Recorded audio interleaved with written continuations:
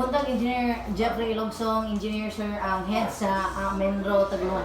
So, Engineer, giturnover ninyo ang mga maanyag kayo nga bangko, benches ni adlaw nga gigama sa kaning mga recycled ng mga basura. Engineer, pwede ba minimo sa isayan sa proseso sa paghimo ani nga mga benches o bangko, Engineer? Sige, actually this is our commitment sa din sa ato ang sa atong 10 years waste management plan.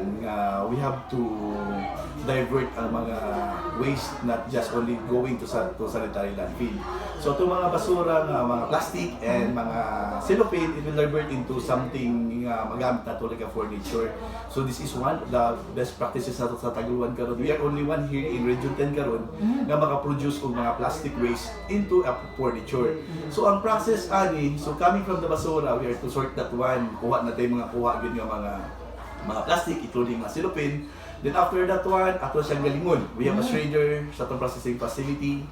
So after magaling siya, mahimo siyang pino-pino kayo. We have the called na itong equipment ka extruder.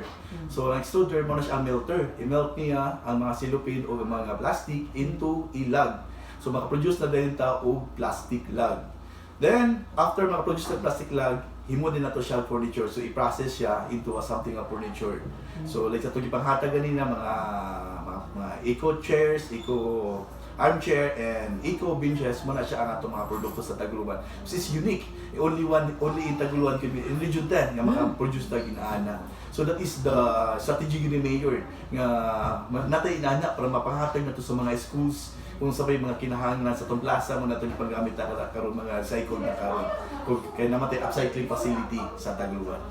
So, asa po din yung processing area po din yun? Actually, atong processing facilities na sa sa Santa Ana, Tagluan. So, mao na atong consider karon nga sa local treatment area that mao po na ato ang processing facility. So, dati mga equipments dito nga daghan. So, mga shredders sa plastic, shredders sa mga botilya, mga plastic melter. So, makabuhat po tayo mga eco hollow block and eco bricks. So, dagat mga produkto ng mga recycling products. Sa siguro mo sa produkto engineer, no? So, para ni siya sa mga trabahante sa LGU lang o naay panahon nga pwede na niya siyang ilaliga? Ang atong priority karon is atong ipanghatag sa ni, especially sa mga daycare centers, sa atong mga offices din sa Tagluan. Then after this one, kung ma-plaster na namo tanan, actually we have the organization or the association nga gi-create. Sila na mo produce na dayon o para ma-commercialize siya. So pwede na nato ibaligya kay atong mga target sa Tagluan is instead of using wood nga mga furniture, kailangan mga furniture maker din sa Tagluan. Ato na siya i-convert into plastic furniture. So para ma-minimize nato ang cutting of trees. Kaya mo maging kaya matong problema karon din nagapurot na gyud mga kahoy. So atong vision na to, instead of using mga wood, is atong nagamiton ang mga plastic, recycled plastic. So engineer, ligon yun siya? Ligon kayo. So makita na to is bugat siya, ligon kay siya, palitigid siya, kay plastic man siya, pwede siya pang interior, pwede pa siya pang outdoor nga mga products na to. Pero kung sa presyo sa karon nga panahon, engineer, mga pila ang presyo kung paliton nimo na sa gawas ang inana mga furniture, engineer?